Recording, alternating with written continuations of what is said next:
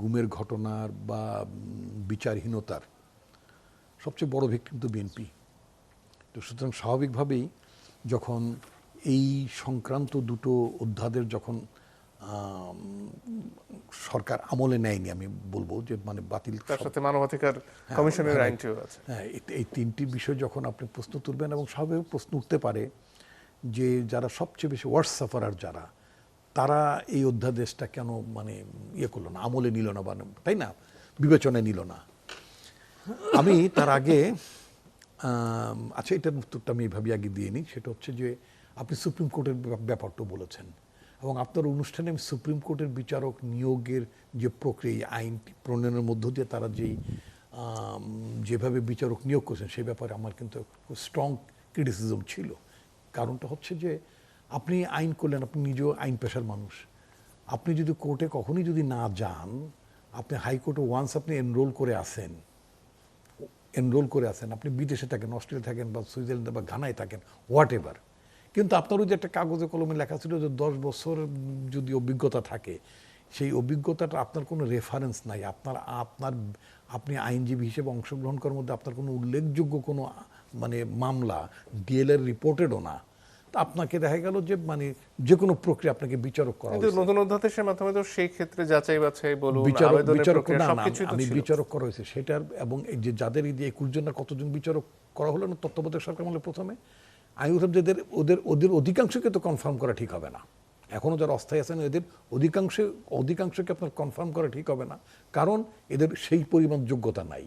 এখন সুপ্রিম কোর্টের যে ব্যাপারটি বললেন না, এটা তো আপনি নিশ্চয়ই ভালো জানেন, অবশ্যই জানেন, সেটা হচ্ছে যে বলাই আছে একটা আইন করতে হবে, বিচারক নিয়োগের ক্ষেত্রে একটা আইন করতে হবে বলা আছে, বাট কোনো সরকার এটা ফলো করেনি। তারপরে অন্তর্বর্তীকালীন সরকারের সময় যতটুকুই না ফলো হয়েছিল আপনি ততটুকু তো বাতিল করে দিয়েছেন। আমি বলতে চাই যে যেই অধ্যাদেশটা ছিল দ্যাট ওয়াজ নট কমপ্লিট। আপনার বিচার বিভাগে ইন্ডিপেন্ডেন্সের যে কথাটা আমরা বলি, এবং বিচারক যেখানে আপনাদের ঘাটতি মনে আছে সেটা তো আপনারা সংশোধন করেও উপস্থাপন করতে আমরা বিষয়টা সংশোধন না করে সম্ভবত আমাদের ল মেকার্স, মানে আমি এদেরকে এখনো ল মেকার্স ভাবতে চাই। আগে তো ল মেকার্স কাগজে কলমে ছিল, তাই না?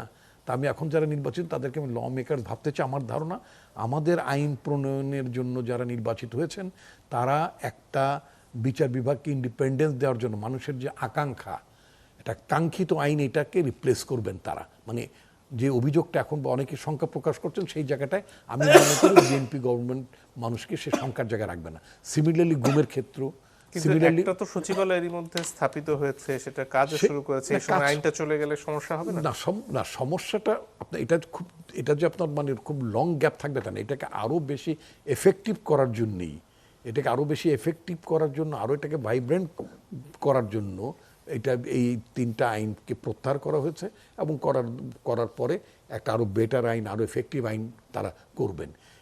এই দায় বিএনপি সরকার নিশ্চয়ই নেবে না, নেয়ার মতো সামর্থ্য থাকবে না। আই মাস্ট সে কখনই এটা করতে পারবে না।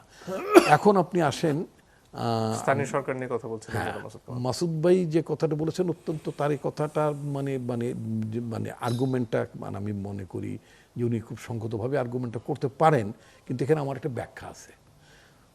লেখা আছে মৃত্যু আদালতের আদেশে দণ্ডিত ছাড়া গত 1.5 বছরে এই প্রতিষ্ঠানগুলোতে, স্থানীয় সরকারের পার্টিকুলার পৌরসভায়, পার্টিকুলারলি আপনার জেলা পরিষদে এবং সিটি কর্পোরেশনগুলোতে দায়িত্বে ছিলেন কারা?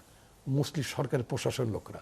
এখন ওদের মৃত্যু হলে তো আরেকজন ডিসি আসবে, কথা ওই আল্লাহ না করুক, মনে করেন একজন ডিসি মারা গেলেন, তিনি একটা জেলা পরিষদের প্রশাসক ছিলেন, তো ওনার পরিবর্তে আরেকজন জেলা প্রশাসক হবেন, তিনি দায়িত্ব পালন করবেন।